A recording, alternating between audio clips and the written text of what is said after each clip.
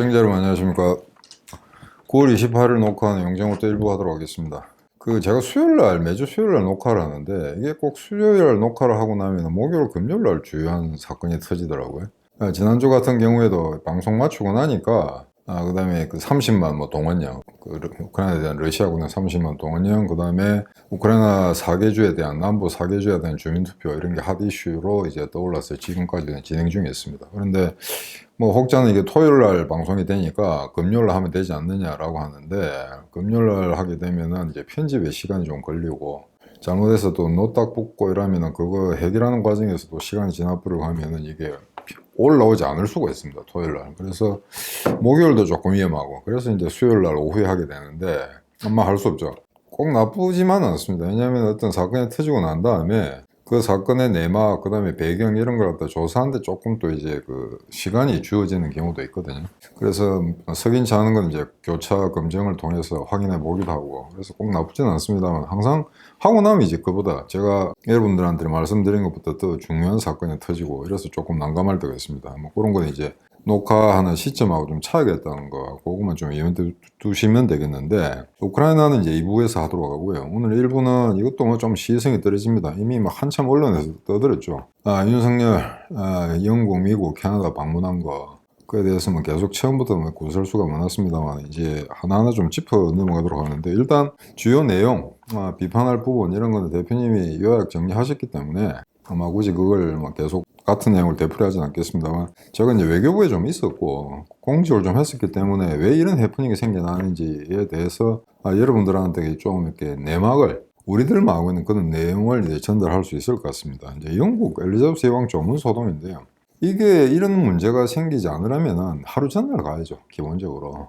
하루 전날 가기가 좀 어려웠던 그런 문제가 있었을 겁니다. 영빈관 문제 때문에 보고서함 했을 수도 있고, 6시에 떠나야 되는데 왜 3시간 이제 지연돼서 9시에 떠나게 되느냐. 근데 이제 언론에 나온 바로는 윤석열이가 기자들한테 이야기 해놓아야 돼요.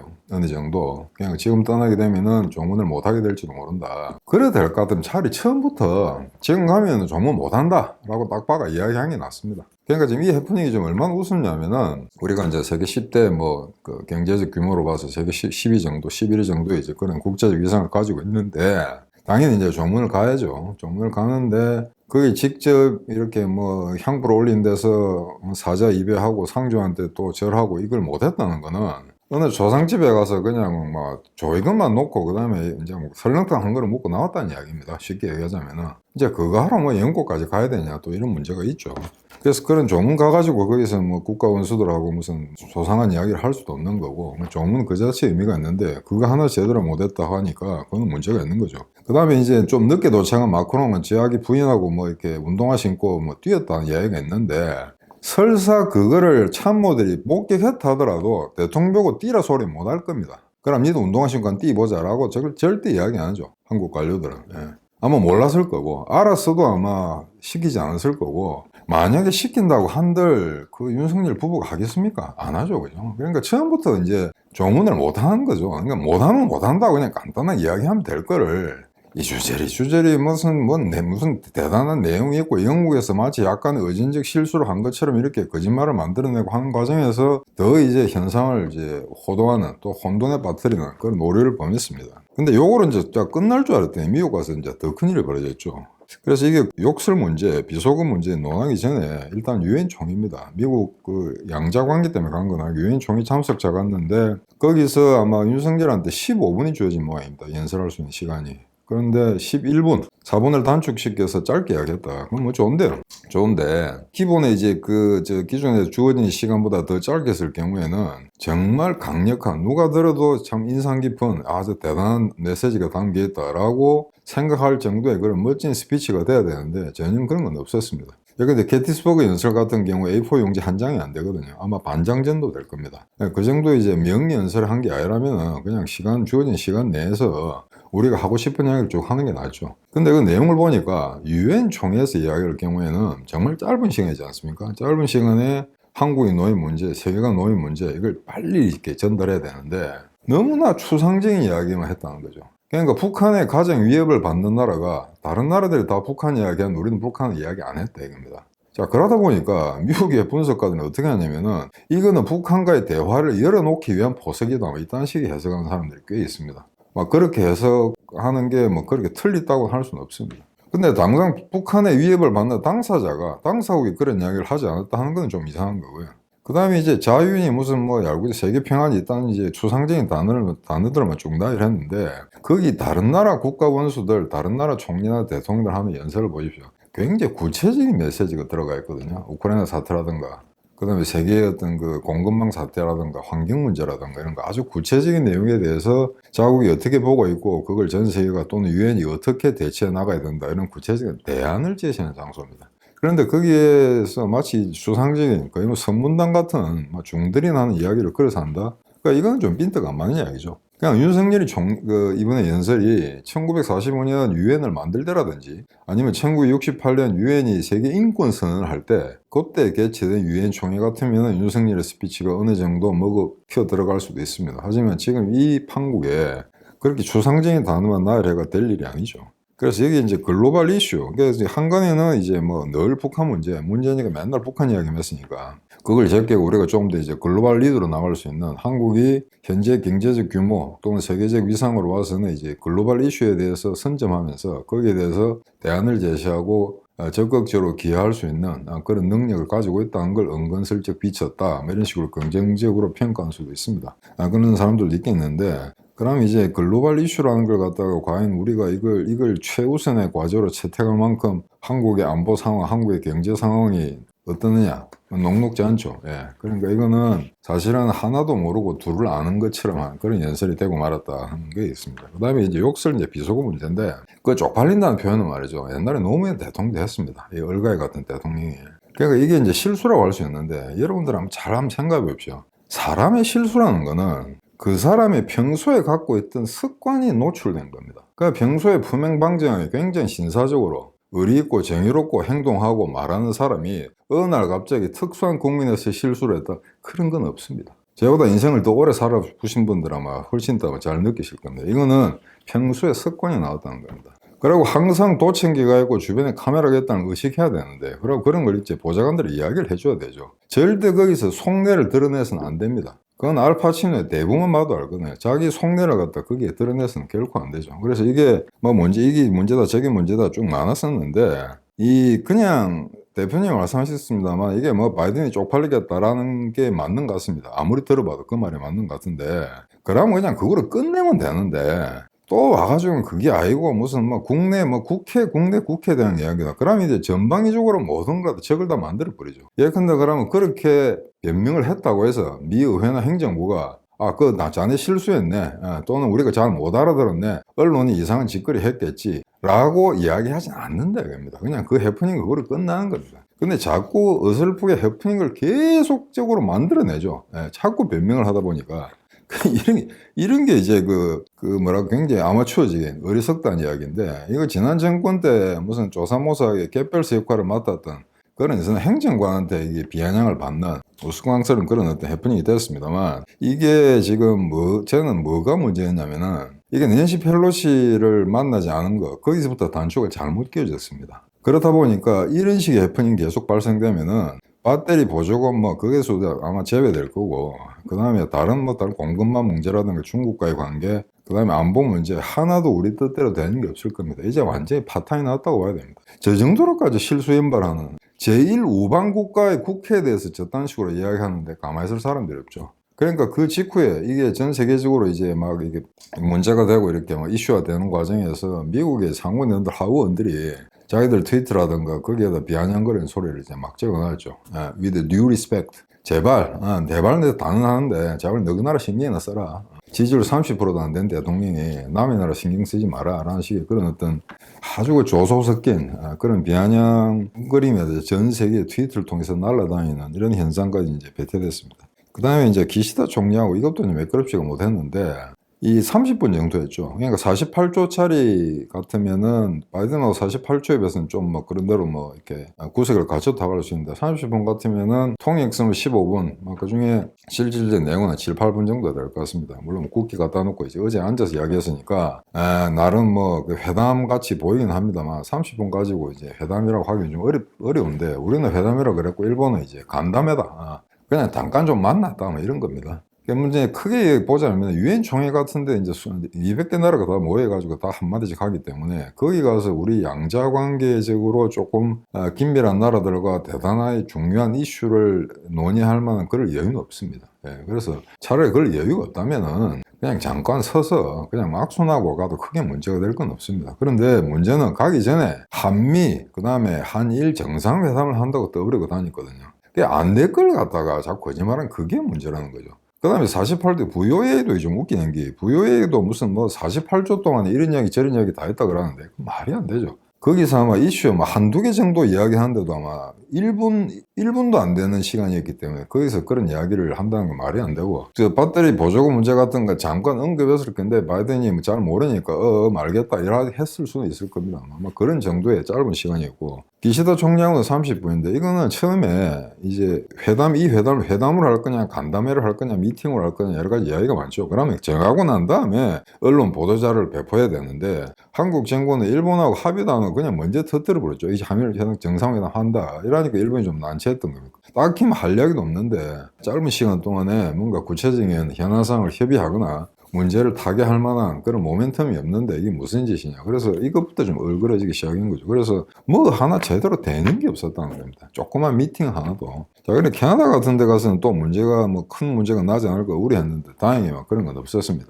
근데 이제 언론 보도에 뜬 거 보면은 아마 그 캐나다에서 무슨 이제 반한 또는 이제 반정부 그 캐나다에 그런 애들 많거든요. 그러니까 뭐 친북 세력이 꽤 많습니다. 말개들 되게 많은 게 제가 캐나다에서 근무를 좀 해와서 아는데 왜 캐나다의 그 친북 단체 준 빨개 세력이 많냐 그러면은 얘들이 미국으로 입국하기 힘드니까 조금 어설프거든요. 캐나다가 입국 절차라든가 이런 게 비자 주는 문제. 그래서 캐나다에 많이 갔다가 거기서 이제 미국으로 건너가고 그런 사람들이 많은데 제가 캐나다에 있을 때도 그런 놈들이 있었어요. 그래가지고 제가 거기 부임해 갔더니 어떤 다른 나라 리셉션에서 어떤 놈이 내한테 오더니 자기가 뭐 한국 사람들 북한으로 보내고 북한 방문시키고 하는 그 뭐 주 책임자다 이러더라고요. 그래서 제가 그랬어요. 아 그래? 그럼 이놈이 왜 그런 이야기를 내한테 하고 들어왔냐면은 이제 겁주려고 하는 거죠. 어떤 놈이 공관장으로 왔는지 한번 떠보자. 그래 내가 그랬어요. 아 그러냐? 내가 니한테 돈을 주고 지원은 못 하겠지만 다 데리고 가라. 북한 좋아하는 아들 다 데리고 가고 그 다음에 니도 가라. 그래 이야기했습니다. 그랬다가 눈이 동그라져가지고 그 다음에 얼굴 잘 안 쳐다보려는데 그 이후에는 이제 대사관 행사 같은데 그 다음에 총영사관 행사 같은데 별로 오지를 안 했죠.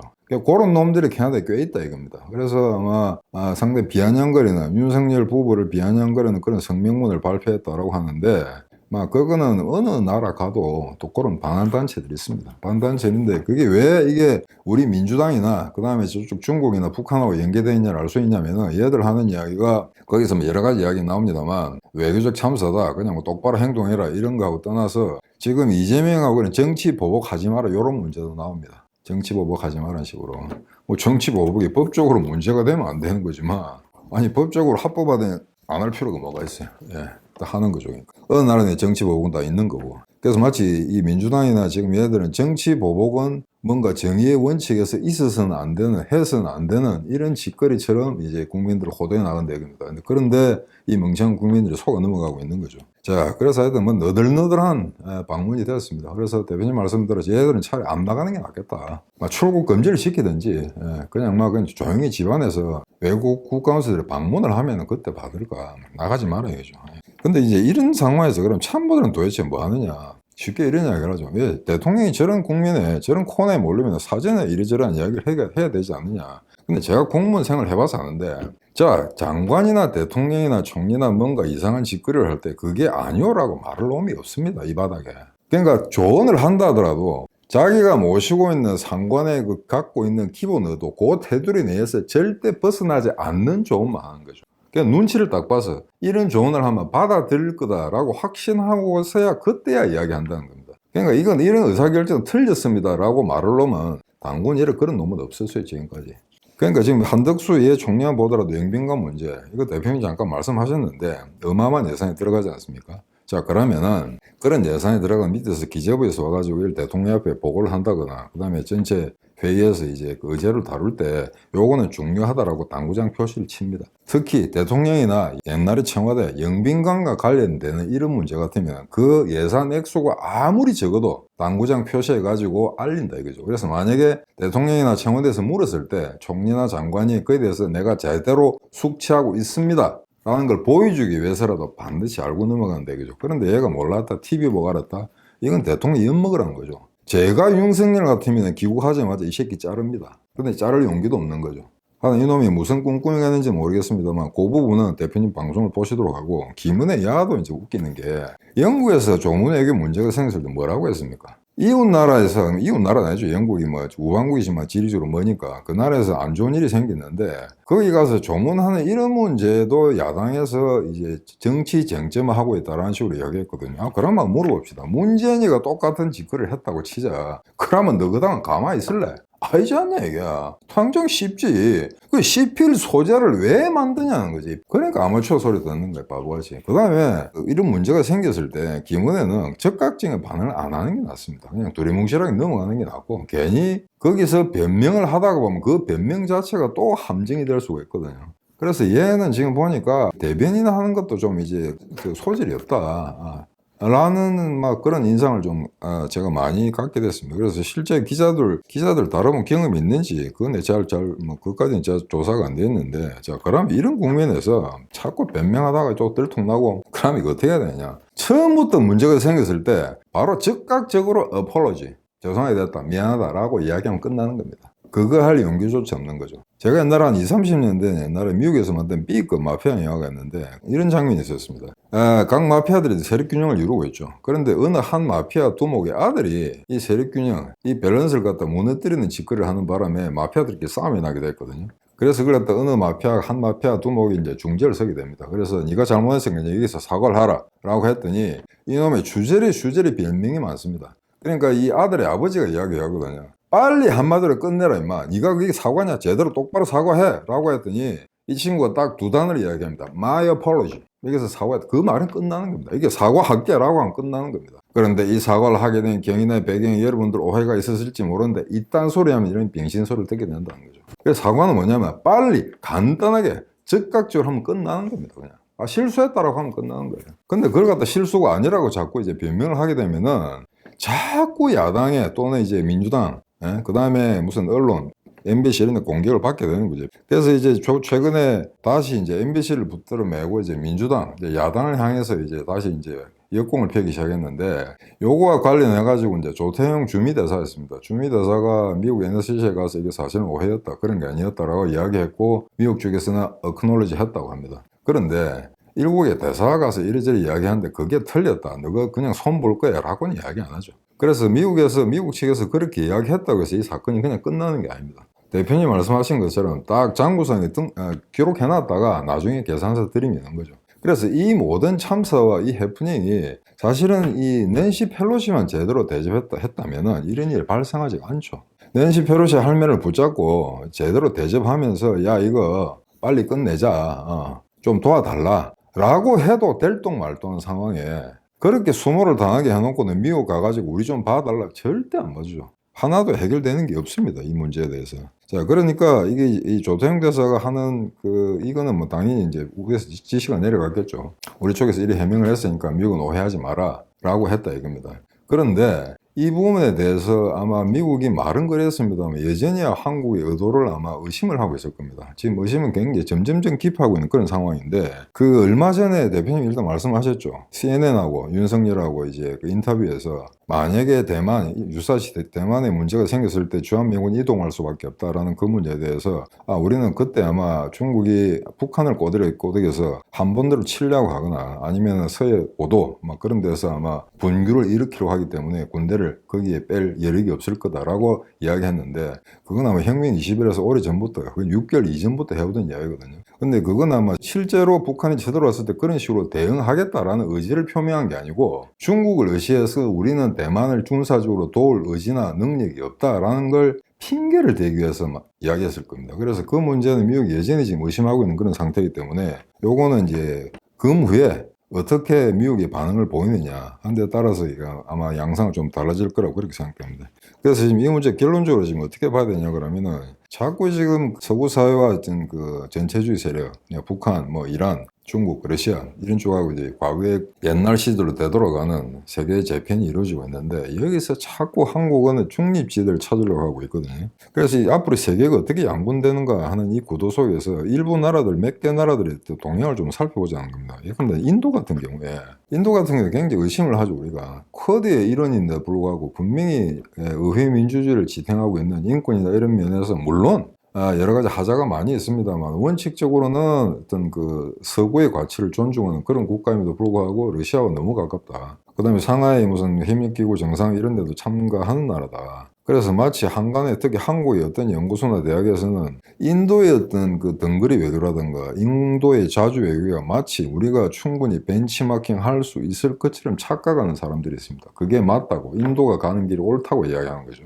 그러니까 한국도 경제적 파트너인 중국하고 안보적 파트너인 미국 사이에서 실익을 추구하기를 바란다. 또는 할 수가 있다. 그런 전략적 공간이 우리에게 일려 있다라고 이제 호도하는 거죠. 근데 인도 같은 경우는 우리하고 전혀 입장이 다릅니다. 그리고 인도가 하는 저런 행각은 사실은 미국과 서방과 어느 정도 양해해야 하고 있는 일이거든요. 그렇기 때문에 인도 같은 국력을 가진 조만간 중국과 인구를 넘어서는 그 다음에 GDP 규모가 아마 영국을 따돌리고 세계 3위, 4위로까지 올라갈 가능성이 있다고 평가되는 나라하고 내일 당장 북한이 쳐들어왔을 때 망가질지 모르는 이런 허약한 한국하고 똑같은 층위에서 비교하거나 평가할 수 있는 그런 대상이 아니죠. 그래서 인도는 좀 특별한 존재다. 한국은 전혀 그런 특별한 존재가 아니라는 거.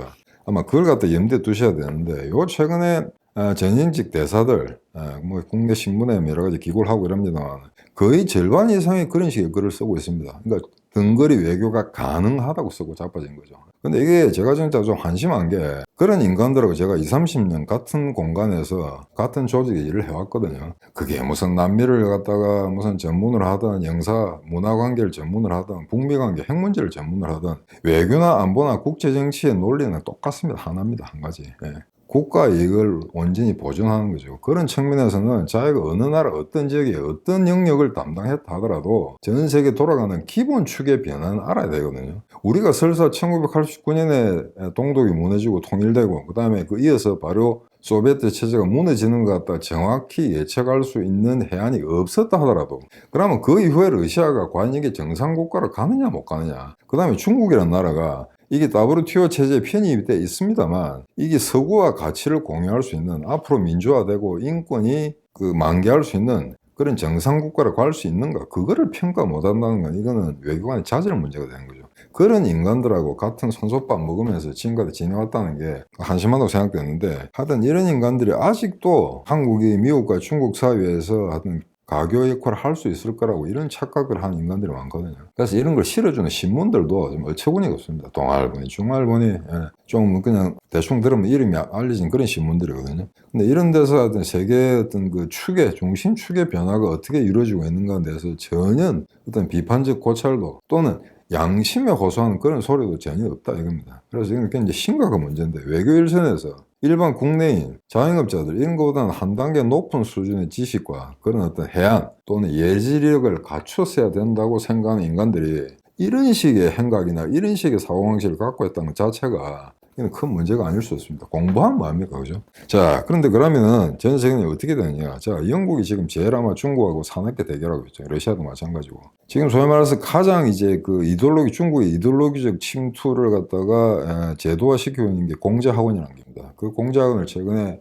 영국에 한 30개 정도가 있는데 이걸 좀 폐쇄한다는 조치를 내렸습니다. 한국도 아마 39개 정도 있는데 어느 언론에서는 전 세계 나라당 인구당 비례로 봤을 때 한국이 공자학원이 제일 많다고 합니다. 근데 이게 이름을 왜 공자학원으로 붙였을까요? 옛날에 중공이 제대로 된 공산주의를 할 때, 그러니까 문역이라든가 말도 안 되는 공산주의를 할 경우에는 맹자를 칭송했습니다. 왜냐면은 맹자는 왕이 서툴거나 악독하거나 민중을 탄압할 경우에는 역성혁명을 통해서 그 왕을 제거할 수 있다고 이야기했거든요. 근데 공자는 어떻게 이야기했냐면은 천자는 주군은 약간의 실수가 있다 하더라도 역성혁명을 해서는 안 된다. 백성은 그에 따라야 된다고 이야기했습니다. 그래서 혁명정부로서는 중국으로서는, 중공으로서는 맹자를 더 이제 우상화했죠. 공자를 갖다가 완전 부르주아의 앞잡이로 생각했죠. 그런데 정권을 잡고 나서 안정화되고 나니까 맹자는 빼고 공자하고는 내세웠습니다. 왜? 중국 이상은 집권을 할 때 공자의 이데올기를 받든다고 하면은 그러면 중국 공산당도 제거돼야 마땅하거든요. 그러니까 맹자를 빼고 공자학원이라고 붙인 겁니다. 그 공자학원이 지금 전 세계에서 된소리를 맡고 있거든요.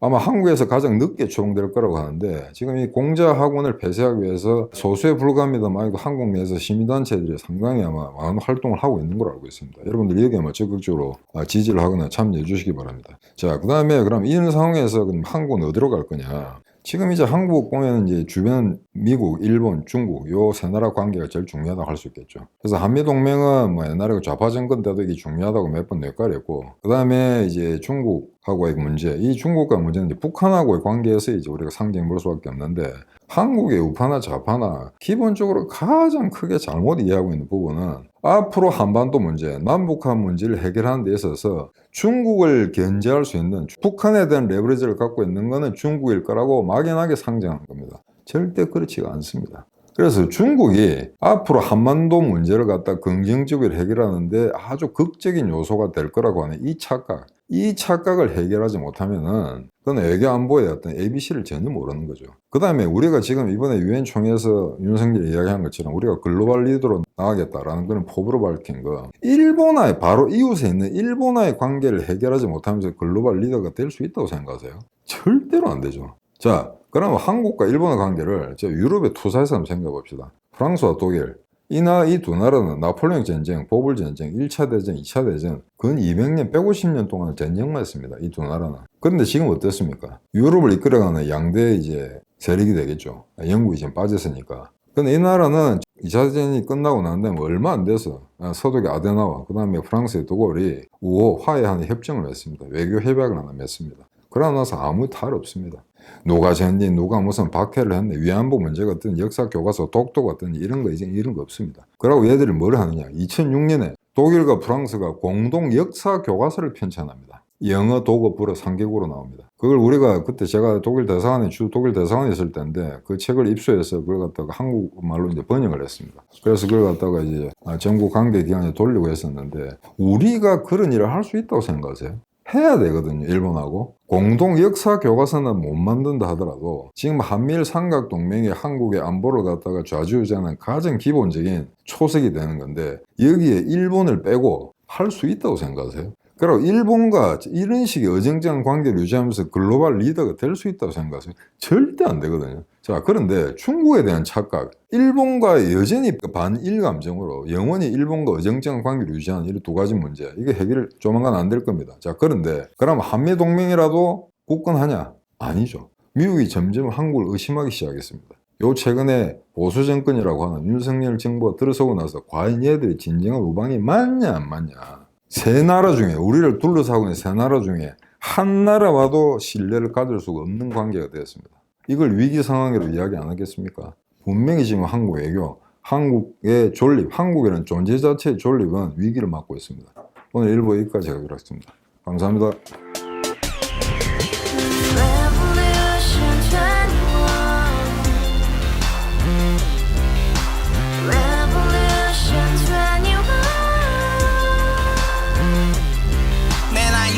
월세 30 코인빚만 300 서울에 온 지 벌써 10년 아둥바둥 버텼지만 여전히 난 반지 하에 제왕 곰팡이 연문제약 내비랑 깡통망통 완전히 폭망 고시원 창문만큼 작아진 내 꿈 연애 결혼 내 집 모든 게 헛꿈 1년 전 떠난 여친 울면 말했지 같이 살자 평생 가본 게 꼭꼭꼭하지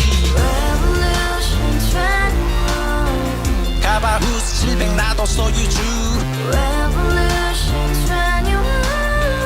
가바후스 700 나의 소유주 택시기사 우라부지 마트캐셔 우라무늬 우리 집안 다 털어봤자 후줄 그래 개선민 내 미래 거기서 팍 끝난 거지 팍 더 이상 노력 따윈 괴물이 스펙 찾아 쌈말리 비오는 날 알바 잘려 맨날 학원 날 개쳐 발려 밤비 내리는 양화대교 홀로 걷고 있을 때 현수막에 아로 새겨진 평당 700짜리 아파트 다 같이 소리 질러 혁명 21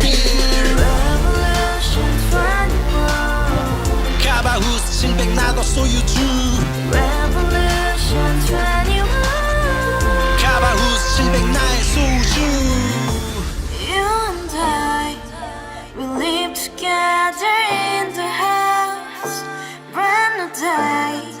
and you dream it just begun. Yeah. Revolution 21, only open happiness. 너의 곁에 내가 영원히 함께. 지금까지 정치인들 입만 열면 찝찝찝 개소리 멍멍멍 쳤다 하면 뻥 잘난